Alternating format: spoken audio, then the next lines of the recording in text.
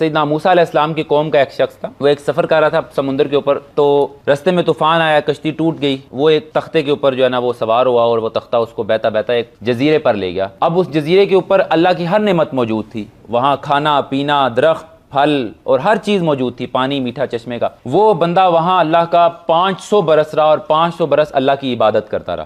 نبی کریم صلی اللہ علیہ وسلم نے فرمایا، آپ کے فرمان کا ہوں، قیامت کے دن اس شخص کو لایا جائے گا، وہ آئے گا، فرشتے اس سے پوچھیں گے کہ اے اللہ کے بندے، جو تو نے نیک عمل کیے ہیں ان کی وجہ سے جنت میں جانا چاہتا ہے یا اللہ کی رحمت؟ تو وہ کہے گا کہ 500 برس کی عبادت کی ہے تو میں اپنی عبادت کی وجہ سے جنت پانا چاہتا ہوں۔ تو اللہ سبحانہ و تعالیٰ کی طرف سے حکم ہوگا کہ ٹھیک ہے، اس کو جو ہم نے آنکھوں کی نعمت عطا کی ہے، صرف یہ 2 آنکھیں اس کے میزان میں رکھو اور دوسری جانب اس کے 500 برس کے عمل رکھو۔ تو جب وہ رکھی جائیں گی تو اس کی جو 2 آنکھوں کی نعمت ہے نا وہ 500 برس سے بھاری ہو جائے گی، اور پھر اللہ فرمائے گا کہ اس کو پکڑ کے جہنم میں پھینک دیا جائے۔ اور جب اسے پکڑ کے لے جایا جا رہا ہوگا تو جہنم کے دہانے پر پہنچ کر وہ اپنے رب کی بارگاہ میں رجوع کرے گا اور کہے گا، یا اللہ، میں اپنے اعمال کی وجہ سے نہیں، میں تیری رحمت کی وجہ سے جنت میں جانا چاہتا ہوں، تو مجھے اپنی رحمت کی وجہ سے مجھ پر کرم فرما اور جنت میں داخل فرما دے، اور اللہ اس پر کرم فرما دے گا۔ نبی کریم صلی اللہ علیہ وسلم نے فرمایا کہ اگر اللہ نے حساب لیا آپ کے فرمان کو ہمیں، تو کوئی شخص بھی اللہ کی رحمت کے بغیر جنت میں نہیں جا سکتا۔ صحابہ نے اس کی یا رسول اللہ آپ بھی؟ آپ نے فرمایا ہاں میں بھی اللہ کی رحمت سے جنت میں جاؤں گا۔ تو اس لیے اللہ سبحانہ و تعالیٰ کی رحمت ہی کے ہم طلبگار ہیں، ہم حساب نہیں چاہتے۔